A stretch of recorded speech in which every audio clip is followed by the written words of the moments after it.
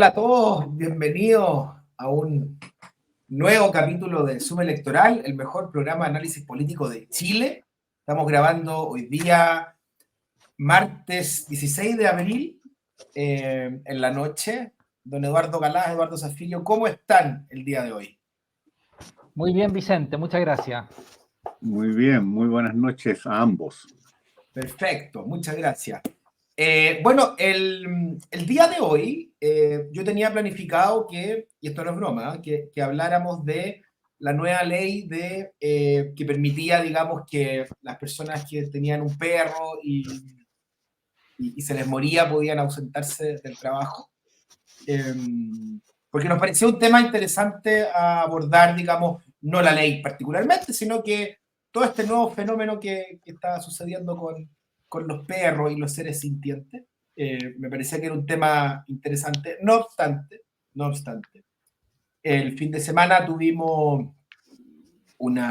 más que una escaramuza, un ataque de Irán a Israel, que finalmente no quedó en nada, digamos, gracias a Dios, pero No dado, sabemos. no sabemos, no, claro, pero por lo menos ese día los misiles y los drones fueron interceptados, pero habiendo sucedido eso, digamos, nos quisimos preguntar el día de hoy si Chile y Latinoamérica están fuera, digamos, de un potencial, no sé si guerra mundial, pero digamos un conflicto armado a gran escala o no, y en qué medida sí y en qué medida no. Así que este va a ser, digamos, el tema a analizar hoy día, después de, por supuesto, tratar la frase boba y posteriormente al final del capítulo, la recomendación del libro.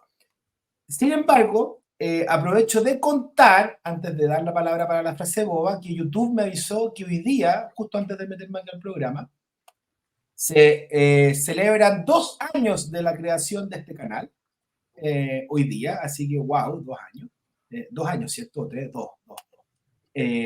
Y me encontré a su vez con un gráfico que me sale acá, que también lo estoy viendo en YouTube, que de la gente que visualiza los videos de este canal, el 86% no está suscrito al canal. Y así que es una instancia para decir, señores, suscríbanse al canal. Nos trataron en el último video de momios, de amarillos, de fome, de un montón de cosas, a pesar de que tuvimos muy buenas vistas.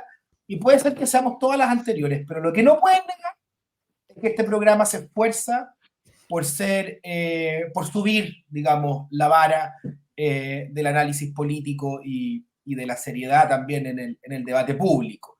Y esto hay que celebrarlo, seamos amarillos, momios, zurdos, lo que ustedes quieran ponernos. Así que, por favor, señores, suscríbanse si creen que este programa y este canal aporta a nuestro espacio público.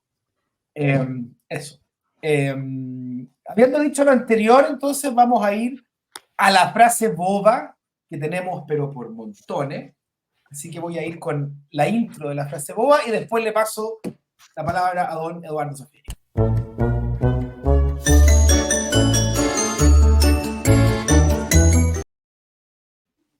Profesor Zafilio, ¿cuál es su frase boba de las últimas 3 semanas ya? Las frases laudatorias que celebraban el crecimiento del PIB del año 2023 en un 0,2%. Me pareció una cosa notable, ¿eh? Y además que se confrontaron con aquellos que decían que el PIB iba a caer un 0,2%, ¿eh? Y los tildaron de catastrofistas frente a la cifra que finalmente se dio. Me pareció simplemente increíble, y más increíble me pareció el intento de Marcel de irse en contra de lo que había dicho Alejandro Mico en una entrevista el día domingo de esa semana en el Mercurio, donde Mico, que es un tipo sumamente serio, ¿eh? Y con todos los grados académicos cumplidos y completos, desde el punto de vista de su máster y su doctorado, obviamente no iba a estar señalando cuestiones falsas cuando dijo que el per cápita había caído. Y eso era obvio si uno hacía un mínimo análisis de lo que podían ser los cambios en la población, sea por natalidad, que en Chile es baja, o por migración. Y además porque la base de comparación por un ajuste que se había hecho en relación al año 2022, cuestión que también se omitía por parte de aquellos que estaban en el jolgorio de celebrar esta cifra, se había ajustado levemente a la baja. Entonces fue una cosa muy patética. Primero celebrar y después meterse en una pelea completamente perdida con uno de los mejores académicos de la mejor facultad de economía. Landarrech dice que no solo de Chile, sino que de América Latina, como es Alejandro Mico, al cual por lo demás no lo movía ningún interés político, evidentemente. Estaba hablando como un reputado economista y tiró cifras duras, como era obvio. Me pareció súper triste, porque demuestra que realmente estamos en la B, en materia de debate público, incluyendo ya los números y las cifras. Y cuando ya uno empieza a discrepar de hechos duros y de números y de cifras por ser un esbirro de objetivos políticos, y más cuando se ocupan altos cargos, realmente es para perder no solo el respeto, que siempre hay que ganárselo cuando se está en lo público, sino que genera un nivel de desconfianza en las autoridades que incurren en esas conductas bien grande. Entonces, Marcel y su jolgorio, frase boba de esta semana, para mi gusto. Muchas gracias, profesor Zafiro. Se nos ha ido desperfilando el ministro de Hacienda cada vez más. Partió como el más serio del gabinete y se ha ido desperfilando. Profesor Galás, ¿qué frase boba nos trae para el día de hoy? Mira, esta es una frase que ya no es nueva, pero como las cosas pasan muy rápido y no hay que dejarlas pasar todas, quiero rescatar una que fue muy poquito después del programa anterior nuestro y que por lo tanto no alcanzó a caer en ese, y que es el más Narbona menos Craig. ¿Ya? Voy a leer la cita textual porque creo que tiene mérito adicional a lo que se rescató, porque lo que todo el mundo discutió después fue simplemente esta cuña final, más Narbona menos Craig. Pero miren la frase completa. Esto, para los que no lo recuerden o no lo hayan sabido en su momento, fue pronunciado por el presidente Boric durante la puesta en marcha de una mina, digamos, ¿cómo se llama esto? Una Los desaladora. Pelambres. Claro. Una En la desaladora, región una de inversión de Coquimbo. $2.000 millones. Correcto. En la región de Coquimbo. Una desaladora de la minera Los Pelambres. Y la frase completa es la siguiente, dice: invita al mundo empresarial a abandonar la, comillas, soberbia paternalista que lleva a emitir juicios denigratorios a gobiernos que obedecen a la voluntad popular, para que se entienda más claro, más Narbona, menos. Es notable que inmediatamente antes venga, para que se entienda más claro, Notable. y no fue tanto lo que aclaró. Ha pasado un mes y todavía no sabemos.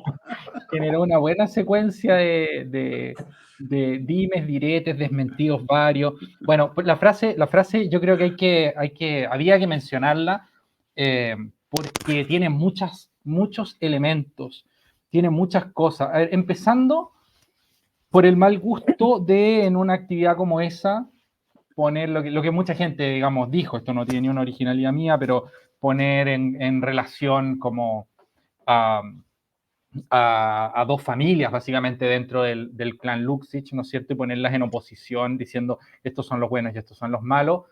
Eso ya es una cosa de muy mal gusto y una cosa que uno sabe que no se hace. O sea, es como que te inviten a un evento y tú te pongas a dar un discurso de esa naturaleza, pelando a la familia que te invitó, ¿no? Eso, en fin. Naturalmente no lo había invitado a una familia, pero es la propiedad de una familia. Tiene una cosa que para mí me parece que es como de una especie de ignorancia rara, que es en la misma confusión, porque lo que todo el mundo interpretó es que se refería a Font Bona y no Narbona, que no tiene tanto sentido. Y es raro, la confusión es rara para mí, porque la Iris Font Bona debe ser una persona súper conocida en el ambiente político, e incluso como en la retórica conspirativa de la izquierda universitaria, porque entre otras cosas es la persona más rica de Chile, ¿no? La viuda de Andrónico Luksic. Supongo que de Luksic el apellido no se le olvidaría, claro, es un apellido que suena más, pero Fontbona también es un apellido que está, no sé, me llama la atención que haya hecho ese invento, y no sé realmente qué es lo que se le confundió, o si es que, no sé, bueno, hay una cosa rara, pero que a un presidente tampoco le puede pasar, incluso si es que hubiese sido para tirar un elogio, digamos, así como cambiarle el apellido a la persona más rica de Chile, es una cosa bastante exótica. Y tiene el problema también de que es el sustantivo, ¿no? Y es que en una actividad como esta se ponga a pelear con el empresariado, ¿no? Y que sea incapaz, digamos, de, al mismo tiempo que intenta como restablecer confianzas con el mundo empresarial, asuma esta actitud como de reprender a los empresarios así en abstracto por esta actitud paternalista hacia los gobiernos que obedecen a la voluntad popular. Y esa manera de referirse a sí mismo como si su gobierno fuera una especie de cristalización de la voluntad popular, supongo que por el hecho de tener una actitud como reticente al libre mercado, no sé cuál es exactamente el motivo por el cual su gobierno es la instanciación de la voluntad del pueblo, o del pueblo mismo, vaya uno a saber. Pero esa manera de describirse a sí mismo, un gobierno que tiene una aprobación en el suelo, cuyo proyecto político fue fuertemente rechazado en el plebiscito constitucional, que es como el hito más grande de lo que lleva este gobierno. Me parece que es todo tan desafortunado en tantos niveles, que más allá de lo divertido de la anécdota del Narbona Cry y el hecho de que después haya tenido que salir la ministra Toá, digamos, a decir, mira, parece que el presidente se equivocó, no sabemos lo que quería decir, en fin, todos los dime y direte, me pareció una frase extraordinariamente boba y en ese sentido caía de cajón en esta sección. Sí, el presidente parece que todo el rato tratando de polemizar. Creo que salió hoy día hablando también sobre un partido de Colo-Colo con Cobreloa, y también salió pelando al árbitro, en fin. Y le preguntaron también el otro día sobre este asunto y se enojó nuestra excelencia. Así que, bueno, que no nos vea, si no se va a enojar también. Estuvo escondido un mes y cuando le preguntaron dijo que había pasado mucho tiempo. Así es. Una cosa maravillosa también.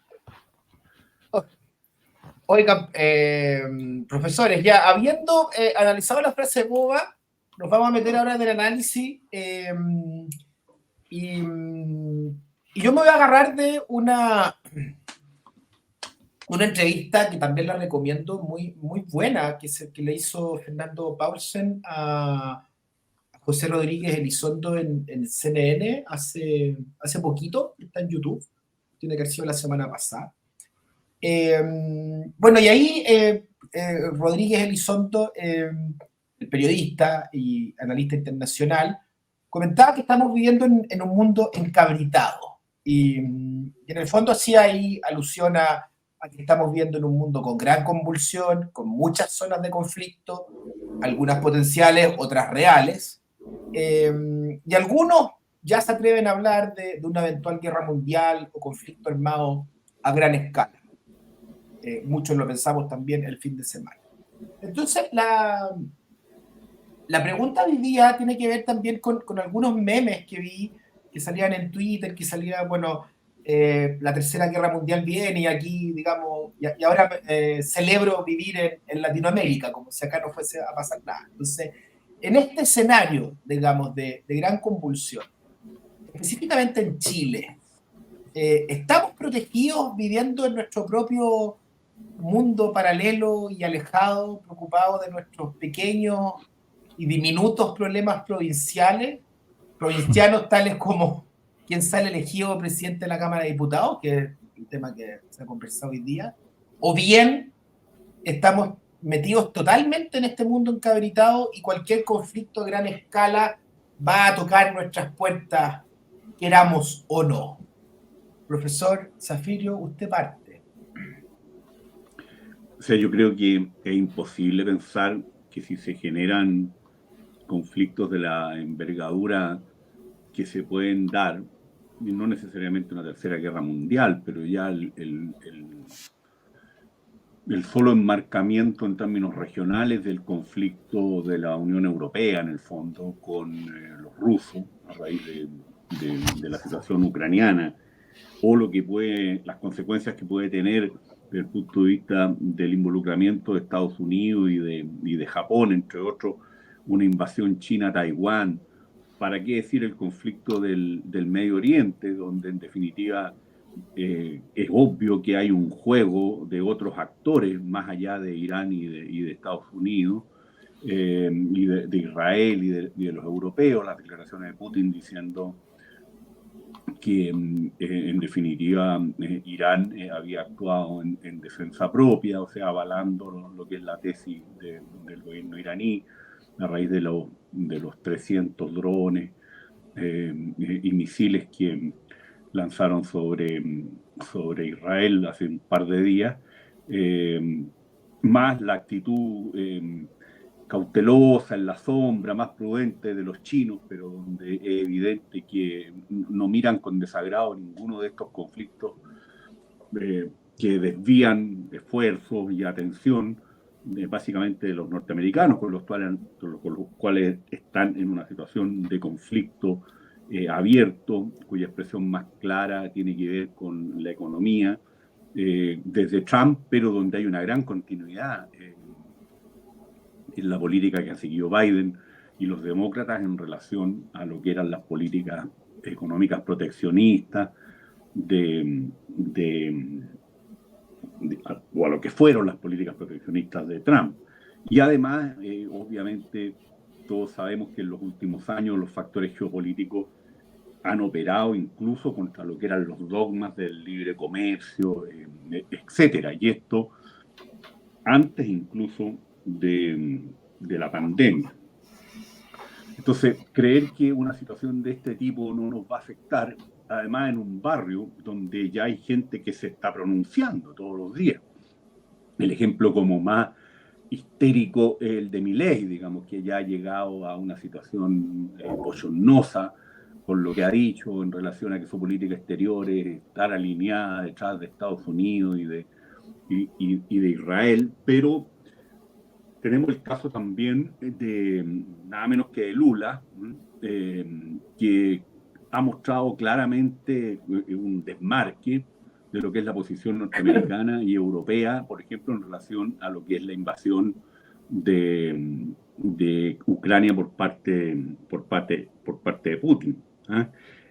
Ya que mencioné la situación de Argentina de Milei en relación al conflicto del Medio Oriente, es obvio dónde está el corazón y las posiciones ya no solo de Maduro, digamos, sino que también de Petro y del propio Lula en relación a ese conflicto. Y de alguna manera el propio Boric ha hecho declaraciones que yo diría que son bastante imprudentes en relación a la situación del conflicto, porque sin perjuicio que a mí me parece legítimo la preocupación por la enorme cantidad de muertos en Gaza, la crisis humanitaria que ahí se está produciendo, que a mí me parece deleznable la reacción de los israelitas, 30 y tantos mil muertos a estas alturas, digamos. Uno no puede hacer la vista gorda de que hay una organización terrorista que está en la partida de lo que hemos vivido los últimos 6 meses a raíz de los hechos horrorosos de la matanza, el secuestro, las violaciones y los abusos sexuales de rehenes, 100 de los cuales aparentemente no hay ninguna posibilidad de que puedan ser intercambiados porque se presume que incluso pueden haber muerto. Ahora, ¿en qué circunstancias? Bueno, uno no está en condiciones de poder saberlo, dado lo que ha ocurrido en Gaza, que ha sido un procedimiento de destrucción brutal de la ciudad y de su entorno. Entonces, yo creo que una postura equilibrada significa, bueno, decir que Israel no puede pretender un Chipre libre, no puede seguir violando el derecho internacional, a lo menos, si es que no cometiendo derechamente crímenes de guerra, sin haber sido claro en condenar lo que fuera el ataque terrorista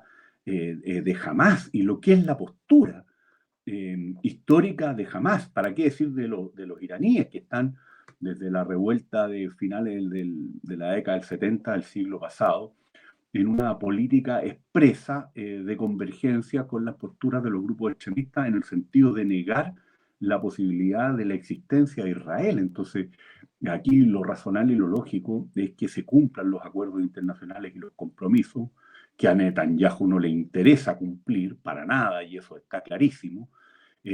Los ultras de los dos países, por razones de política interna, dado que están debilitados. Recuerden lo que pasó en Irán hace algún poco tiempo, un año y medio, 2 años, pese al carácter dictatorial de esa teocracia, hubo enormes manifestaciones y el régimen está débil. Entonces la tentación obvia de afirmarse vía un conflicto con Israel es evidente, pero a lo mismo ha jugado Netanyahu, en un asunto muy siniestro, porque además yo lo quiero señalar, o sea, en mediano o largo plazo Israel o cede a la petición obviamente legítima y que cuenta con el apoyo del grueso de los actores internacionales de los dos estados, o no tiene destino, porque es una gota de agua demográfica en un océano de una población árabe, que en esta ocasión, hay que decirlo, incluso les ayudó a derribar drones y misiles. Yo creo que no fue solo Jordania, Francia, Estados Unidos y Inglaterra, ¿cierto? Que se quiere presentar como un éxito de la coraza de acero defensiva de Israel. El asunto es obvio que es mucho más complejo y que intervinieron múltiples otros actores.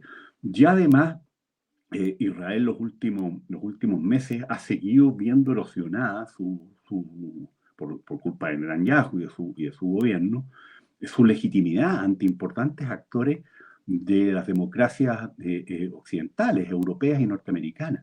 Y es evidente que en la medida que estos cambios se empiecen a expresar electoralmente, simplemente los que han sido los aliados y los sostenedores de Israel en un cuadro sumamente complejo desde el punto de vista diplomático y desde el punto de vista militar, los van a terminar dejando caer. O sea, yo quiero decirles que Trump, por ejemplo, que es un probable próximo presidente de Estados Unidos, es completamente impredecible por razones obvias. Entonces, hoy día puede aparecer muy contrario a lo que es la ayuda a Ucrania y muy favorable a lo que es la ayuda a Israel, pero ¿cuánto puede durar eso a la hora de la verdad en cuadros tan volátiles y tan cambiantes? Entonces, lo que quiero decir es que creer que nosotros nos vamos a abstraer es no entender lo que está pasando en el mundo, pero también en el barrio.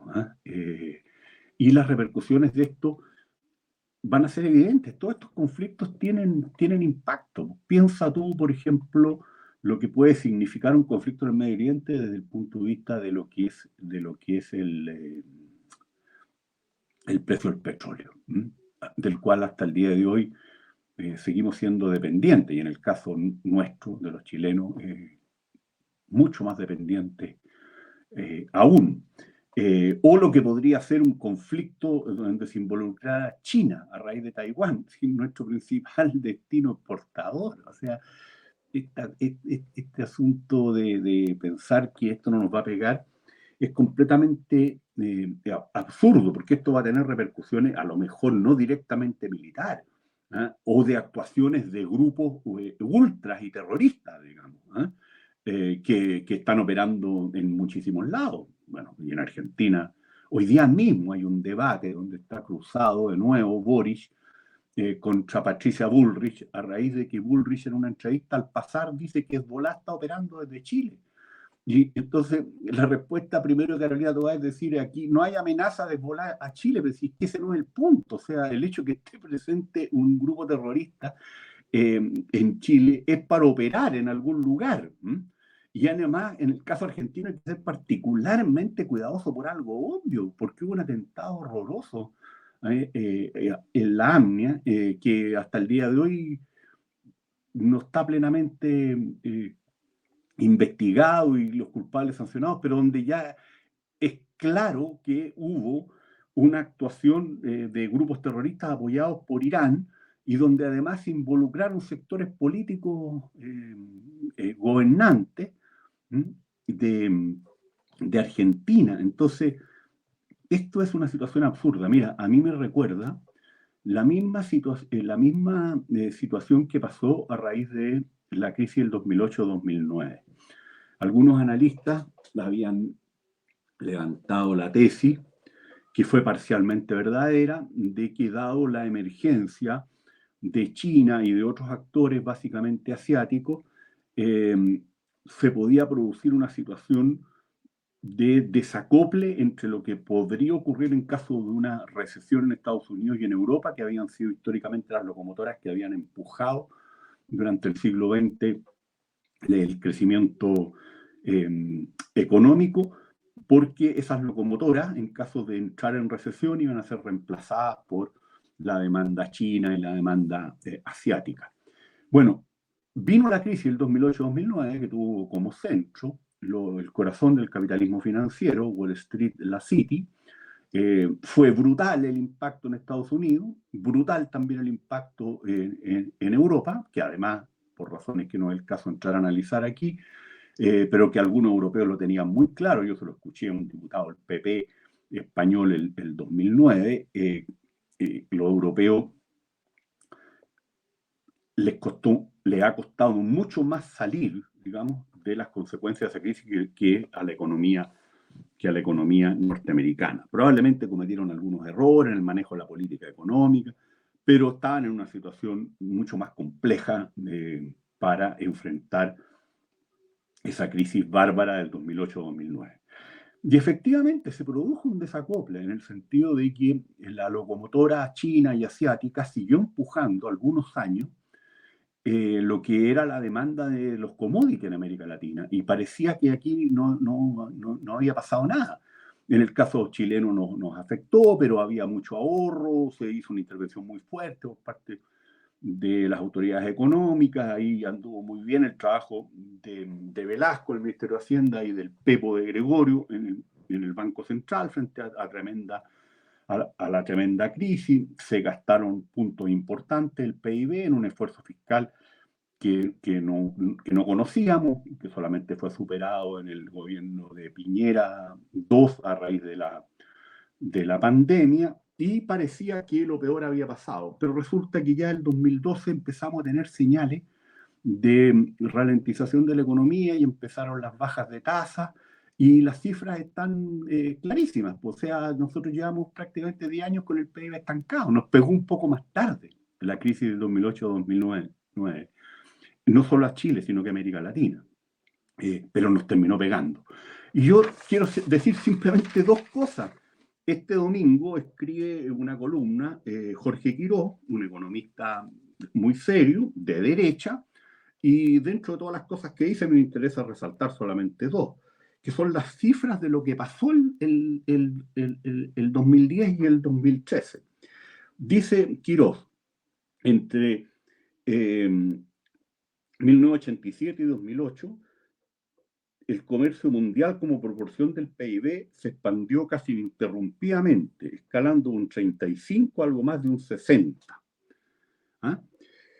durante esos años, en ese intervalo. Desde el 2010 en adelante se ha mantenido virtualmente estancado. O sea, una de las expresiones de la desglobalización que vivimos es esto, el estancamiento del comercio internacional.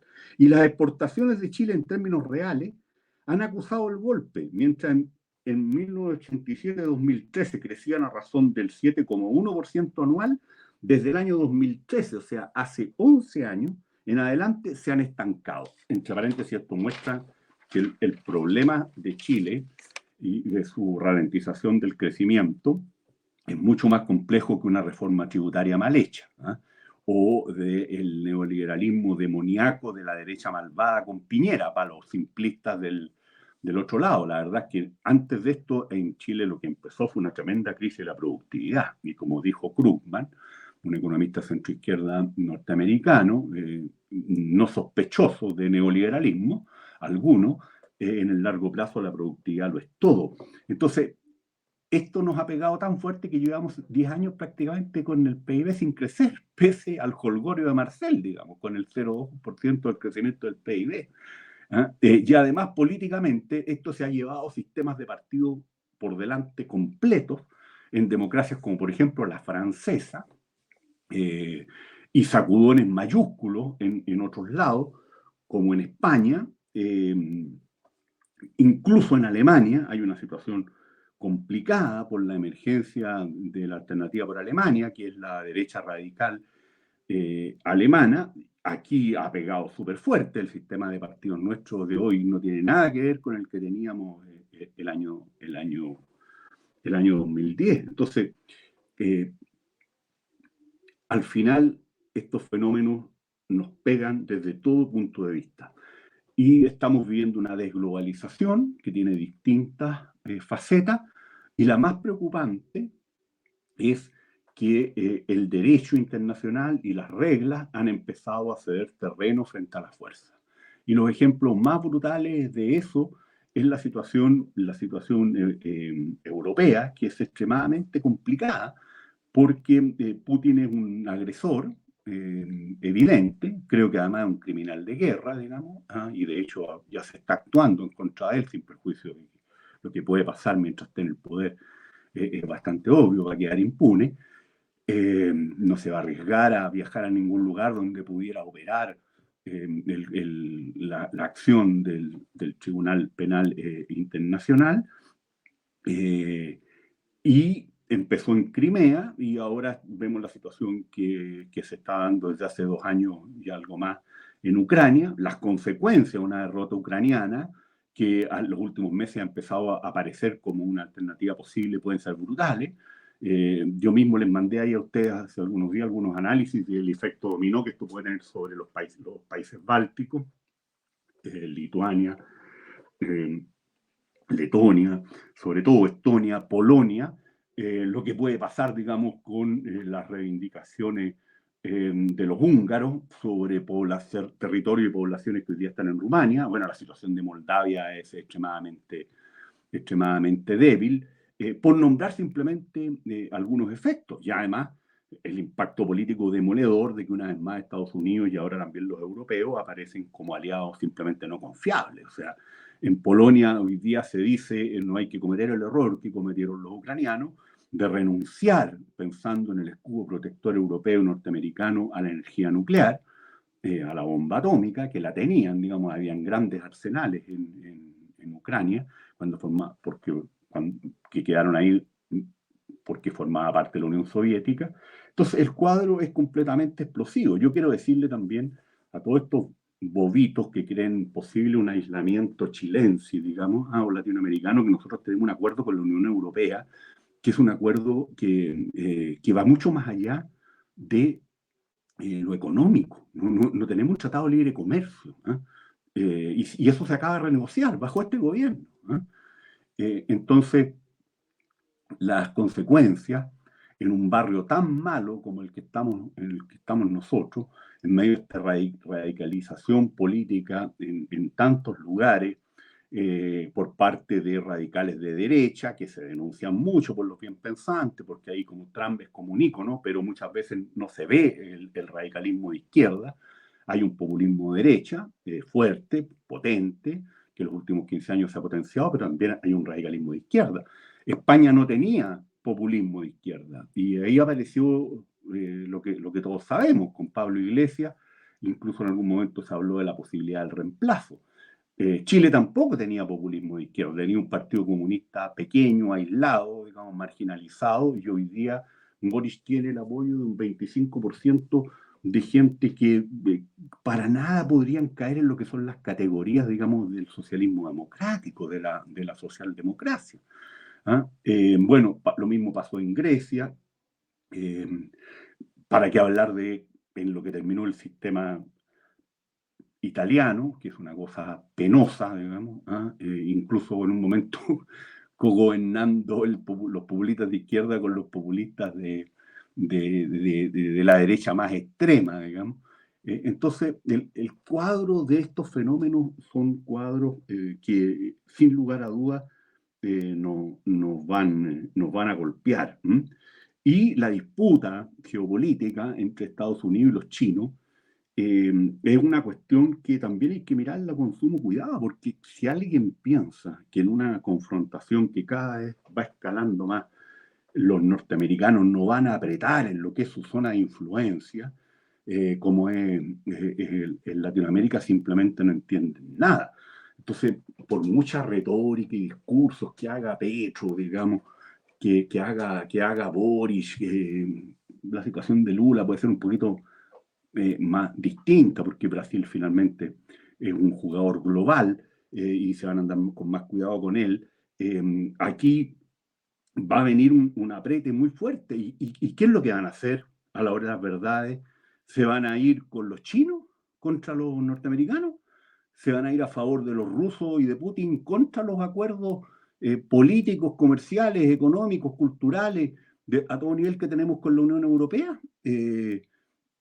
Van a apoyar a los terroristas iraníes, digamos, por el rechazo que produce las actitudes criminales, matonescas, irresponsables de Netanyahu y de la ultraderecha israelí. O sea, de eso estamos hablando. Entonces, yo creo que no se necesita ser ningún genio para darse cuenta que si las cosas se ponen feas, vamos a ver de nuevo una vuelta de carnero grotesca del señor Boris, digamos, en estos temas, tal como se ha dado vueltas de carnero grotesca en 8, 9 o 10 temas en los 2 años que lleva gobernando. Pero posibilidades de aislarse de un cuadro internacional tan complejo como el que Rodríguez Elizondo, que entre paréntesis es un tipo extremadamente serio e inteligente, Premio Nacional de Humanidades, nada menos, profesor de Derecho Internacional y de Política Internacional en la Escuela de Derecho de la Chile, abogado, periodista, ex embajador, tipo con conocimiento fino de lo que pasa en el mundo, es un análisis que hay que tener a la vista y no esconder la cabeza como el avestruz, porque estamos en un muy mal barrio. Ni siquiera quiero hablar de lo que está pasando con estados que ya están semifallidos, producto del crimen organizado en toda América Latina y la creciente buquelización de la población que prefiere ceder derechos por la demanda de seguridad, para ver que estamos en un cuadro sumamente complejo. Y más vale que las cosas se solucionen en la línea, yo diría, de lo que verdaderamente significa avance civilizatorio. O sea, que la actitud agresiva de Putin y el no respeto a las fronteras y la guerra de agresión termine con una retirada rusa, ojalá con una derrota que implique que Putin y los mafiosos que gobiernan Rusia tengan que ceder espacio, que la situación entre China y Estados Unidos se tienda a resolver por una vía de racionalidad, tanto desde el punto de vista de lo que es la marcha del comercio internacional, de las inversiones, de los negocios, como el punto de vista de las relaciones con Taiwán, y bueno, que los esfuerzos que hoy día está haciendo una coalición mayúscula por amarrar de mano a Netanyahu frente a la reacción, respuesta, dígase lo que se quiere, digamos, de los iraníes hace 2 o 3 días, permita que esta situación no escale, porque de lo contrario, en un cuadro tan complejo, ni siquiera quiero hablar de África, que el cuadro es desastroso también, tanto desde el punto de vista de la política interna, el retroceso democrático, como desde el punto de vista militar, geopolítico. Pero sí, ya simplemente con estos 3 focos que señalo, nos damos cuenta que estamos en un cuadro sumamente complejo. Entonces, es patético que en este cuadro la política chilena siga en un proceso de caída libre hacia la ramplonería más absoluta. Y no quiero hablar de otros temas que son evidentes, cambio climático, las dificultades para la cooperación internacional que este cuadro genera para enfrentar ese problema, todos los temas de poder de las 4 o 5 grandes tecnológicas que hoy día ya los pone en el tapete nada menos que Martin Wolf, digamos, es un tipo que viene de la derecha, del Financial Times, digamos, horrorizado por lo que puede ser el poder privado, que se concentra en estas 4 o 5 grandes tecnológicas, o el tema de la inteligencia artificial. A mí me impresionó mucho lo que nos escribió hace un par de días Ricardo Mellado, que está en Manchester o en Londres, vinculado a todo este mundo de los posgrados norteamericanos, que fue exayudante mío y amigo de usted, alertándonos de que el salto de la inteligencia artificial y sus efectos en esta vuelta sí que pueden ser severos. O sea que pareciera ser que ahora llegó el lobo con la inteligencia artificial. Entonces, a eso hay que regularlo, pero como hay que regular la situación de las tecnológicas, pero esto supone o enfrentar el cambio climático, pero esto supone cuadros, digamos, de cooperación internacional que hoy día son simplemente muy difíciles de conseguir. Y ya nos olvidamos del tema que había que regular un capitalismo financiero que descontrolado ya demostró lo que podía generar el 2008 y el 2009. Entonces, no darse cuenta que estamos todos en el mismo bote, algunos en una parte del bote y otro en otro lugar del bote, pero donde al final la ola de la desglobalización y del conflicto y de las crisis económicas, políticas y militares van a terminar hundiendo todo el bote. Muchas gracias, profesor Zafirio. Oye, me quedó una pregunta así, con lo que mencionaste de una potencial vuelta de chaqueta o de carnero de Boric apoyando a Estados Unidos, si es que la cosa se pone fea. ¿Tú ves que eso pudiera provocar un quiebre en la coalición de gobierno o los comunistas también se pegarían esta vuelta de carnero? No, los comunistas tienen una atracción fatal por cuanto Estado canalla y régimen autoritario van dando vueltas. O sea, no solamente defienden al impresentable del coreano, que finalmente se disfraza o funge de comunista, aunque puede ser cualquier cosa, o sea, la vieja figura del déspota oriental, digamos, teorizada desde los griegos, pues en adelante. Sino que han apoyado a Putin, que es un ultraderechista. Entonces, yo no los veo en una situación de darle un cheque en blanco, pero van a inventar cualquier cosa. Si hoy día mismo esta tesis de que estamos con el pie en el gobierno y con otro en la calle es la impostura más brutal, pues el oportunismo más grande que puede haber. Lo que pasa es que Boric y sus muchachos se hacen los locos, digamos, porque en este cuadro, donde ya la opción es concentrarse en ese 25%, 27% duro, obviamente pelearse con el PC implica un cuadro ya bien lastimoso desde el punto de vista de la situación del Ejecutivo, como lo indicó recién Eduardo Galá. Sí, es verdad, se las ingenian para salir jugando el Partido Comunista. Sí, pero llega un momento en que se te estrecha el laberinto. Así. Profesor Galá, ¿qué nos puede decir al respecto? ¿Estamos aislados o no estamos aislados? No, pues no estamos aislados para nada. Eso es lo primero que habría que decir.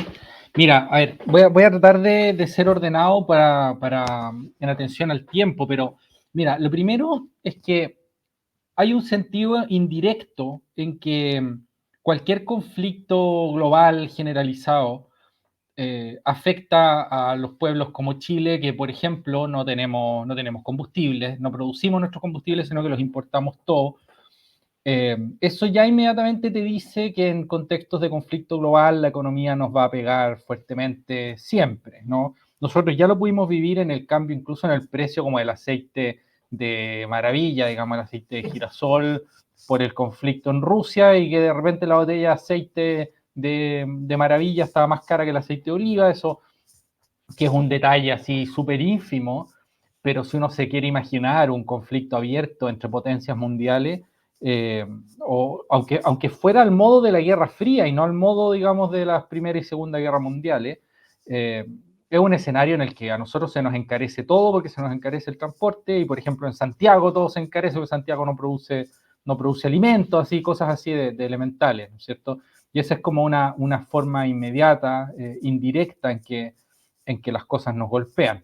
Ahora, no es la única. Y nosotros en la Guerra Fría, que fue...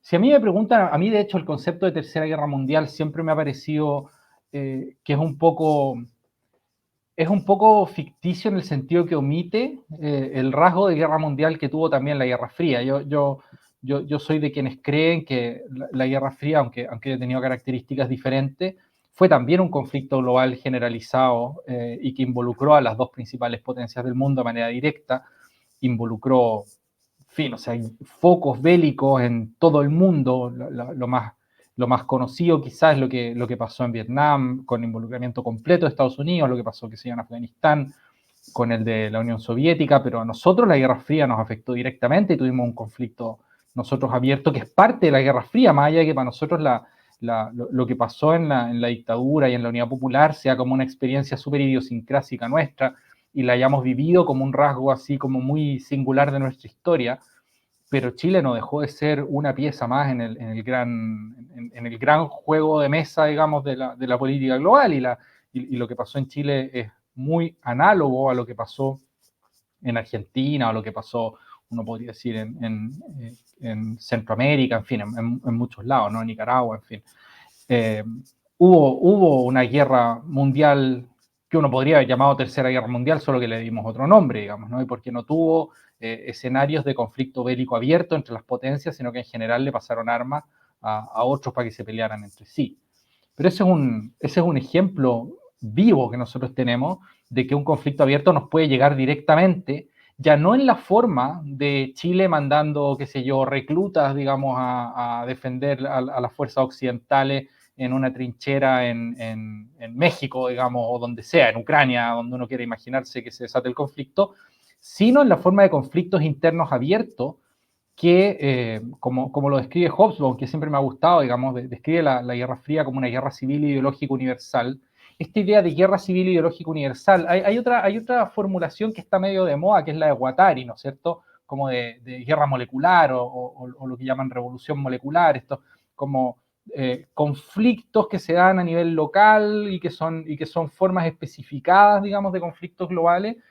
Eso en Chile está todo el caldo de cultivo que uno quiera imaginarse para que ocurra, porque la conflictividad política, y esto que la literatura llama polarización afectiva, es intensísima en Chile. O sea, la aversión recíproca entre personas ideológicamente de signo contrario es muy alta, y por lo tanto hay ahí un material de base que cualquiera puede inflamar si quiere, como vimos nosotros de manera palmaria el año 2019. O sea, hay material para incendiar, no digo incendiar en sentido literal, no me refiero a lo que pasó en el metro, sino para incendiar políticamente la pradera, digamos, ¿no? Entonces, en fin, creo que tenemos testimonios múltiples de que no hay posibilidad de que en un conflicto abierto grande Chile se pudiera mantener al margen. Pero por suerte tenemos un proyecto de ley de protección de días feriados en caso de mascota, de muerte de la mascota. Eso resuelve Sí, ese oye, problema. paréntesis, lo vamos a tratar, el diputado Chalper no se nos va a escapar para la próxima. Así que...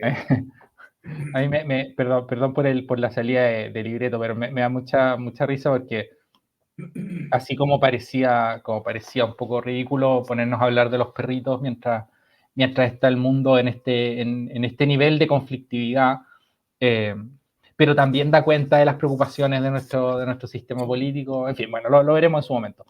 Ya, pero bueno, lo que decía es que ahora, creo sí que una esfera política frivolizada es un condimento relevante para cómo va a reaccionar Chile frente a esta clase de cosas. Tal vez nos falta todavía un paso para que la situación sea peligrosa al modo en que lo es, por ejemplo, en Bolivia. Y voy a decir en qué estoy pensando.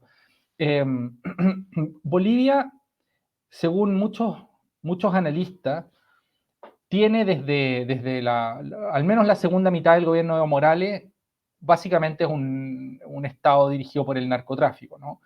Y los conflictos dentro del partido de gobierno, entre Morales y Arce, por ejemplo, son conflictos no ideológicos, aunque están peleados, sino conflictos así como por control de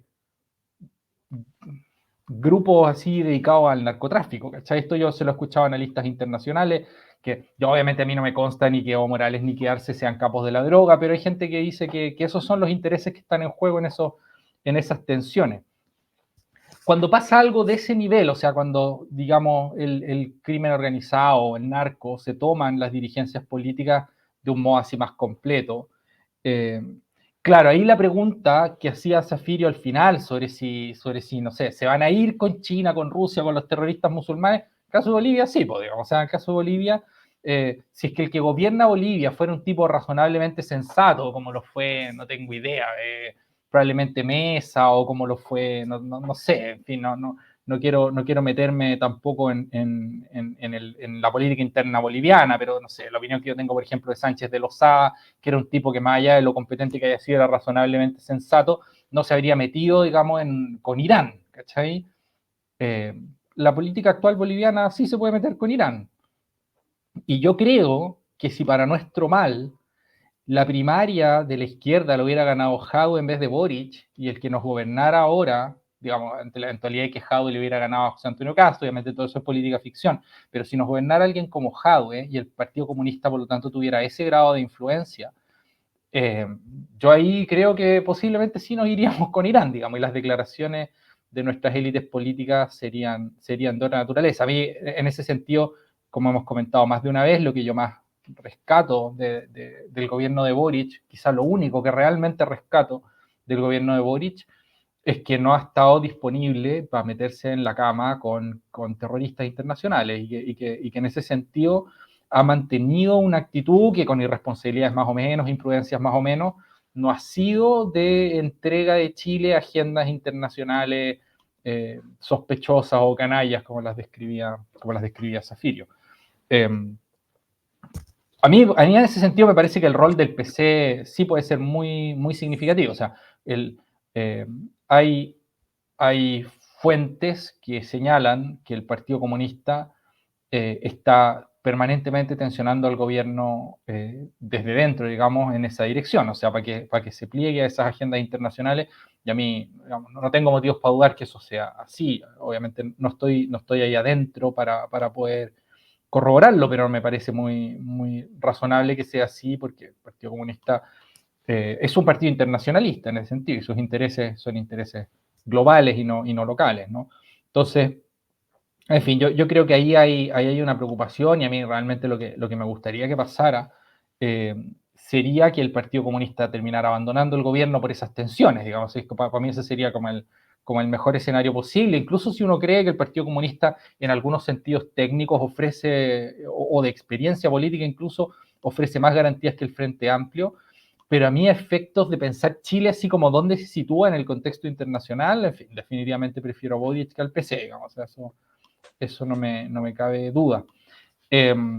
Ahora, Boric yo creo que se maneja siempre en esta ambigüedad exótica, en que un día empieza, digamos, puede tuitear que el Estado de Israel es un Estado terrorista, cosa que incluso, digamos, me parece que uno puede pensar razonablemente, o sea, digamos, no tengo problema con que alguien en su foro interno lo piense, sí tengo problema con que un presidente de la República lo diga por Twitter, o sea, como sabiendo además que su país tiene una trayectoria de no alineamiento en esos conflictos que son muy complejos, porque aunque el Estado de Israel pueda cometer sistemáticamente violaciones a los derechos humanos en Gaza y, en fin, en todo el territorio sobre el cual tiene influencia, también es cierto, como decía Zafirio, que hay organizaciones terroristas con las que el Estado de Israel tiene que lidiar de manera constante y organizaciones políticas de carácter terrorista. Yo aquí ya ni siquiera estoy pensando en Hamas, estoy pensando en la posibilidad de que Irán les mande Hezbollah, digamos, o en que el ISIS se les meta de una manera u otra, y todas esas organizaciones tienen características similares, ¿no? Aunque no sean equivalentes, ¿no? Pero bueno, en fin, decía, en Chile tenemos una trayectoria de no alineamiento, entre otras cosas, creo, justificadamente, porque tenemos una gran comunidad palestina y una gran comunidad judía. Y que en Chile en general han convivido de manera razonablemente pacífica, o sea, no hay una trayectoria de conflictividad y de violencia, digamos, entre las comunidades judías y digo Palestina por generalizar, porque en fin, también sirios, árabes en un sentido amplio, ¿no? En fin, y esa relativa paz, teniendo una de las comunidades judías más importantes del mundo, seguramente, es un patrimonio que hay que preservar, digamos, y que el presidente un día salga diciendo una cosa como esa, después ve un ataque con drones de Irán a Israel, se pone nervioso, se acuerda de que es pacifista en su fuero interno, entonces se pone a denunciar eso, pero estoy convencido yo de que si Israel tomara represalias intensas, podría volver a acordarse de sus tweets antiguos y darse una nueva vuelta, digamos, de carnero y empezar a emitir en otra dirección. O sea, ahí yo confío poco en la estabilidad del discurso del presidente, porque creo que ha dado muchas señales de ser poco estable, ¿no? Poco, como parece ser que emite sus opiniones sin haber llegado a conclusiones definitivas y por lo tanto está disponible para cambiar de opinión, cosa que en fin puede hablar bien de nuevo de las personas en su fuero interno cuando se trata de discurso privado, pero en el caso de un presidente de la República es muy delicado eso, que esté siempre como hablando en direcciones exóticas, ¿no? A ver, lo último que quería decir para no darme una vuelta demasiado larga es que en general todos estos problemas, estos asuntos internacionales son muy complejos y quería agregar algunas cosas a las que mencionó Eduardo Zafirio. Por ejemplo, lo primero es que cuando surgen esta clase de tensiones, todo el mundo considera que está actuando en legítima defensa, ¿no? Y todos creen que están reaccionando a ataques previos. Por ejemplo, en el caso de Irán, pueden decir que están reaccionando al atentado de la embajada, del consulado de Irán en Siria, ¿no es cierto?, que terminó con varios muertos y que se le atribuye a Israel, aunque Israel entiende que no se lo ha adjudicado, pero en fin, esa es como una manera de justificar el ataque con drones, ¿no?, de Irán a Israel.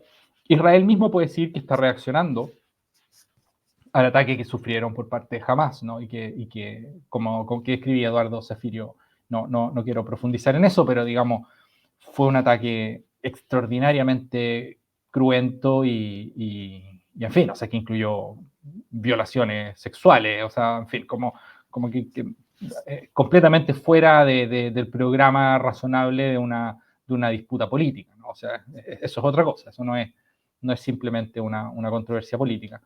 En fin, a su vez Hamas puede decir que está reaccionando a una ocupación violenta e injusta y despótica, digamos, de Israel. En fin, y así hay una larga secuencia en que los conflictos uno los puede llevar hasta muy atrás y los puede proyectar hasta muy lejos y parece que son conflictos de solución muy dudosa. O sea, es muy difícil pensar en una solución a ese conflicto. Estoy pensando simplemente en el Medio Oriente, sin mirar a otros lados, porque se trata de grupos sociales y ya no simplemente grupos políticos, que probablemente no aspiran a convivir en paz nunca, sino que sueñan con el exterminio del otro. Al menos eso en el caso de Hamas es muy claro. En el caso de Yasser Arafat murió con ese discurso, digamos, ¿no?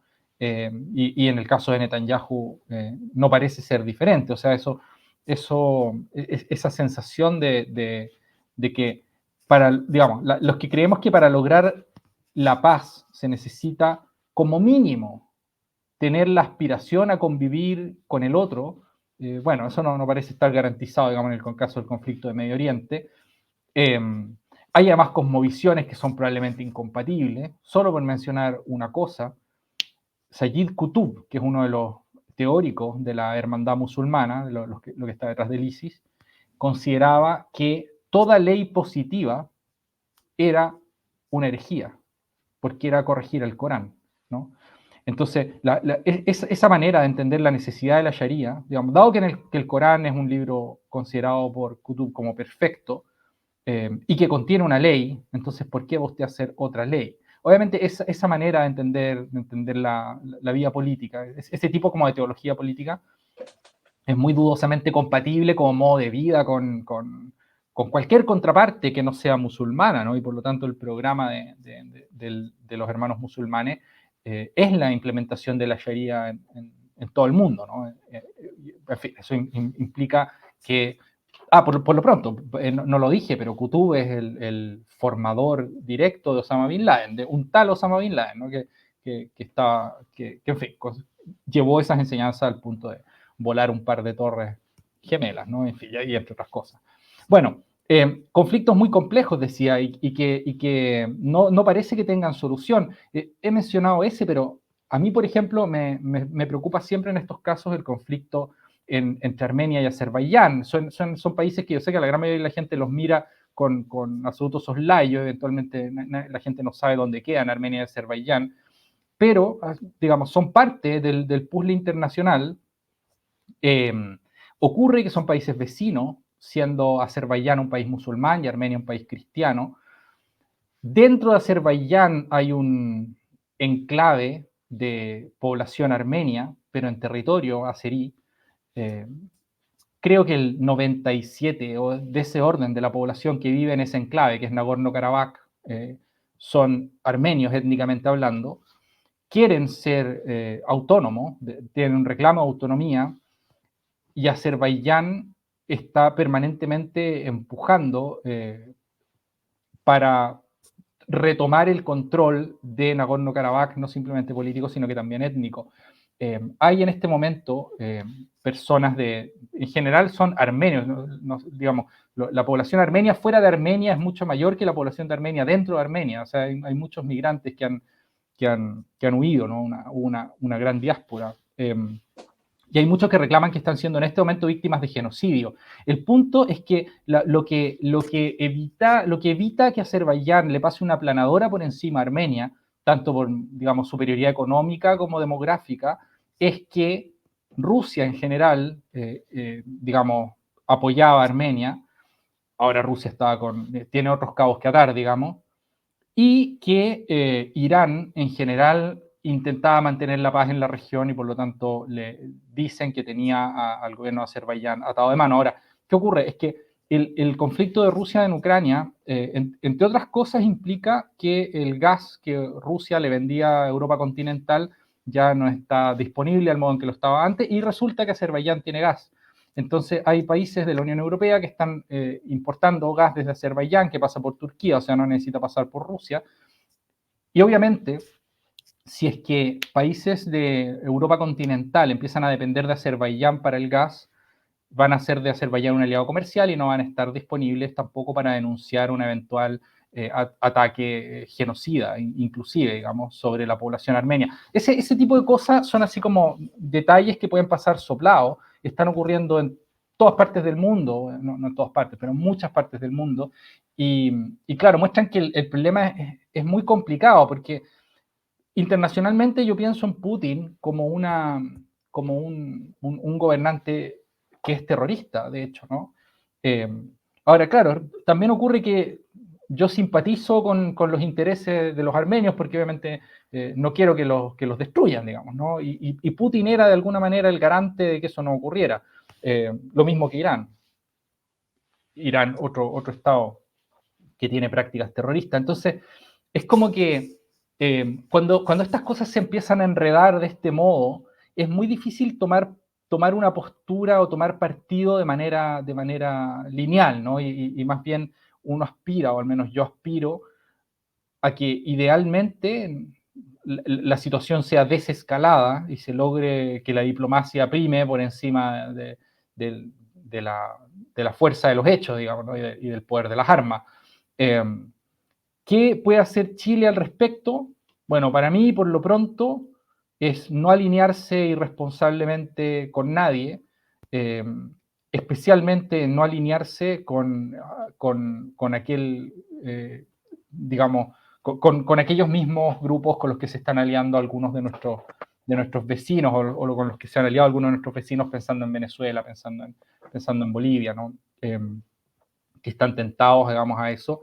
Y si es verdad lo que dice Bullrich, que yo no lo sé, digamos, sobre si está, como si hay grupos terroristas musulmanes que están operando desde Chile, claro, el ideal sería que eso no ocurriera, ¿no? Digamos, es una pretensión muy modesta, decir, mira, esperemos que Hezbollah no opere, digamos, desde Chile, o que ISIS no opere desde Chile, no sé. Pero en cualquier caso, yo lo que esperaría es que el gobierno fuera muy prudente, que especialmente no anduviéramos eh, como dando opiniones a la ligera cada vez que ocurre alguna cosa nueva, y que por lo que a nosotros respecta, que es cultivemos un cierto clima de paz, no alentemos, digamos, la conflictividad interna gratuita, o sea, por ejemplo, las cosas que dice Iván Moreira, que sale así como disparando, poniéndose la camiseta de un bando, las cosas que hace Javier Milei en este mismo tema, a mí todo eso me parece que es como meterse gratis en un conflicto que es extremadamente enredado y en el que el alineamiento no tiene ningún norte. Eso. Oye, Eduardo, diste la parte final creo que diste un punto muy importante porque efectivamente, sobre todo en el conflicto en Medio Oriente, hemos visto el último tiempo, sobre todo, cómo los más extremos, no sé si extremos en las posiciones, pero sí como en los más politizados, por así decirlo, de derecha, se han alineado tribalmente detrás de Israel hace mucho tiempo y los más politizados de izquierda se han alineado tribalmente con Palestina, salvo los que tienen en el fondo ascendencia palestino-judía y están cruzados, digamos, como la Carmen Hertz e Iván Moreira, que son quizás, por poner algunos ejemplos, pero el resto están alineadísimos con un conflicto que en ningún caso es de derecha a izquierda, digamos, sino que son conflictos que llevan una cantidad de años enorme, religiosos, geopolíticos, y en el fondo, ¿a qué voy con esto? Que ha llegado tal el nivel de polarización que hoy día los más ideologizados y politizados están tomando bando así de cualquier lado, digamos, en conflictos internacionales que no tienen nada que ver con la disputa ideológica que deberían tener. Entonces, eso es peligroso y es ridículo también. Así que bueno. Sí, no, o sea, tú tenés gente de izquierda alineándose como con una teocracia ultraconservadora basada en el Corán, ¿cachai? Es como de ¿qué clase de coherencia tiene eso? Ahora, creo que sí hay algo ahí simplemente de sentido tribal, o sea, es decir, mira, dado que Venezuela y dado que Venezuela, el PC, están con Irán, entonces yo estoy con Irán, ¿cachai? Y claro, hay unos memes así que son muy irónicos. No me atrevo a llamarlos divertidos porque son atroces, en que sale como la clásica mujer progresista occidental, digamos, con el pelo multicolor y con su ropa occidental corta, con una pulsera LGBT, como levantando un cartel de apoyo a Hamas, y en la escena siguiente el tipo de Hamas le corta la cabeza, digamos, ¿no? Sí. Y eso creo que es real, o sea, efectivamente aquello que están apoyando supone un modo de vida que es completamente incompatible con el suyo en términos factuales, o sea, digamos, si es que llegaran a encontrarse de verdad, eso sería explosivo porque el modo de vida de esa como élite cosmopolita liberal sería erradicado si es que esos grupos pudieran hacerlo, ¿no? Sí, pero a mí me llama la atención, por ejemplo, en el caso de Milei y Bolsonaro, porque bueno, ya Trump puede ser distinto, porque quizás la relación política, digamos, de Estados Unidos con Israel es total, digamos, pero en el caso de Milei y Bolsonaro tenían un alineamiento con Israel así absurdo, eran devotos y esclavos políticamente a priori de cualquier cosa que pudiera pasar, y yo lo interpreto como básicamente, bueno, quizás el caso de Milei no sé, porque ahora se está como haciendo judío, pero en el caso de Bolsonaro o estas derechas más duras, es una reacción, digamos, a, no sé, una cultura woke, supongo, progresista que apoya a Palestina, no tengo idea, no sé si hay algo más que eso, de fondo, no sé, Tal vez no haya pero nada más. tal vez no haya nada más, sí. Así que eso, po. Pero vayamos a la recomendación del libro, entonces, antes que nos llegue alguna bomba por estar hablando de este tipo de cosas. Vamos a la... Aquí está la cortina.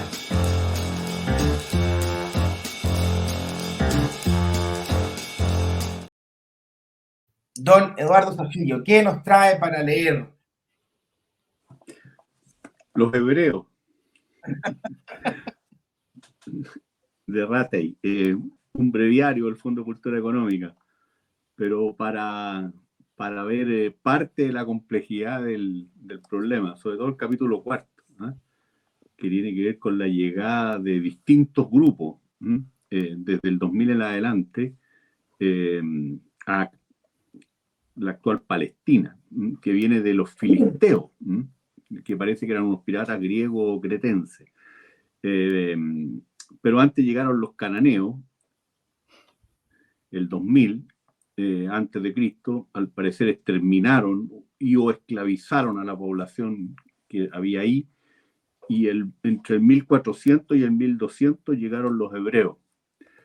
Es un librito de 180 páginas, algo así, que es súper interesante. Los hebreos, breviario del Fondo de Cultura Económica, tremendo aporte a la cultura, esta colección de breviarios en América Latina, desde hace muchas décadas, de Ratey.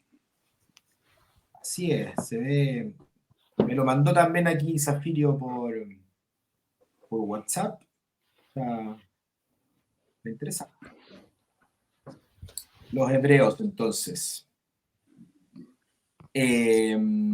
Y don Eduardo Galás, ¿qué nos trae para leer? Sí, ¿Me esto a puedes ver, dar la no tiene que ver directamente con el tema que estábamos hablando. Sí quería hacer una observación sobre un sentido en el que están vinculados, ¿ya? Y es que hay una cosa que mencionó también Eduardo en su intervención primera, sobre la relación, digamos, entre los problemas económicos y los problemas políticos, ¿no? Porque cuando nosotros tenemos, digamos, cuando mencioné esto del precio del aceite o la posibilidad de que se encarezca la vida en serio en caso de un conflicto, uno puede pensar fácilmente que ese tipo de problemas económicos, como ocurrió con la crisis de subprime tanto en Estados Unidos como en Europa, bueno, que también nos afectó a nosotros, aunque menos, pueden generar problemas políticos graves, ¿no? Pueden ser chispas de crisis políticas como pasó en Francia y como, en fin, eso que mencionaba Eduardo, ¿no? Nosotros tuvimos una crisis política gigantesca en estos últimos años sin necesidad de una crisis social, o sea, digamos así, nosotros no sabemos lo que habría sido una crisis como la que teníamos sumándole desempleo, sumándole hambre, no tenemos idea, o encarecimiento así radical de la vida, de modo tal que haya que apretarse el cinturón en serio en todos los niveles, eso no sabemos lo que es. Pero es muy importante preocuparnos de nuestro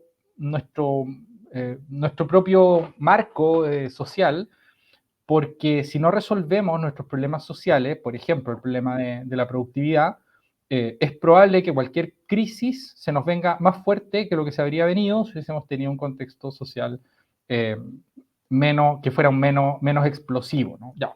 ¿Por qué digo esto? Porque uno de esos asuntos fundamentales es la educación, y nosotros, aunque llevamos muchas ocasiones para discutir seriamente sobre educación, en general no lo hemos hecho. Y estoy pensando que incluso el año 2011 o el año 2006, en que hubo enormes movilizaciones suscitadas por el tema educacional, en general terminamos siempre hablando puramente de financiamiento.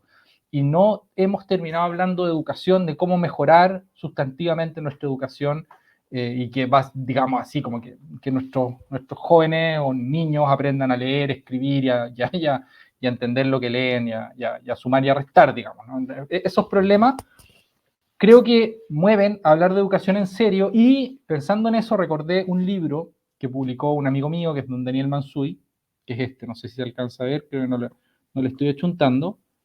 Enseñar entre iguales la educación en tiempos democráticos. Lo estuve hojeando ahora, o sea, ahora hace cosa de un par de semanas, entre un programa y el otro, porque no lo había leído desde noviembre del año pasado, o sea, tiene ya casi 5 meses de publicado, y me parece una notable contribución a la discusión educacional. Claro, yo entiendo que en este momento puede que la gente no esté pensando en eso, pero ese tipo de problemas hay que enfrentarlos ayer, digamos, ¿no? Y el educacional es uno de ellos, así que mi recomendación va por acá. Puedo decir que un amigo mío considera que este es el mejor libro que ha publicado Daniel. Y Daniel ha publicado harto libro de buen nivel, al menos yo creo que el libro de Allende es una gran contribución, y el libro Nos fuimos quedando en silencio también. Este no lo he terminado como para hacer un juicio completo, pero lo que he podido leer me parece sumamente interesante, así que recomendación hecha. Muy bien, buena. Yo me terminé hace un tiempo el de Allende de Mansuy, excelente, lo encontré muy bueno. Y me encontré con Eduardo Galás en los agradecimientos del libro de Mansuy. Así que muy bien, sí, ahí también, Eduardo Galás. Muy generoso, más bien, Mansuy. Sí.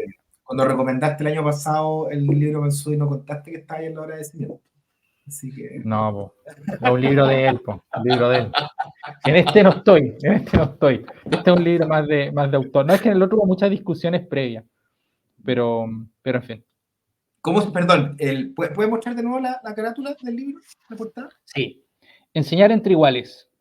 Es un libro que le tomó escribir un montón de tiempo, perdón. Es como un libro además más filosófico, tiene un capítulo entero dedicado, por ejemplo, a Rousseau, o sea, es como más, en fin, es un libro más detenido, más masticado que el libro Allende, que es más un trabajo de archivo convertido en ensayo, ¿no? Acá hay como una reflexión muy larga, cristalizada aquí. Interesante.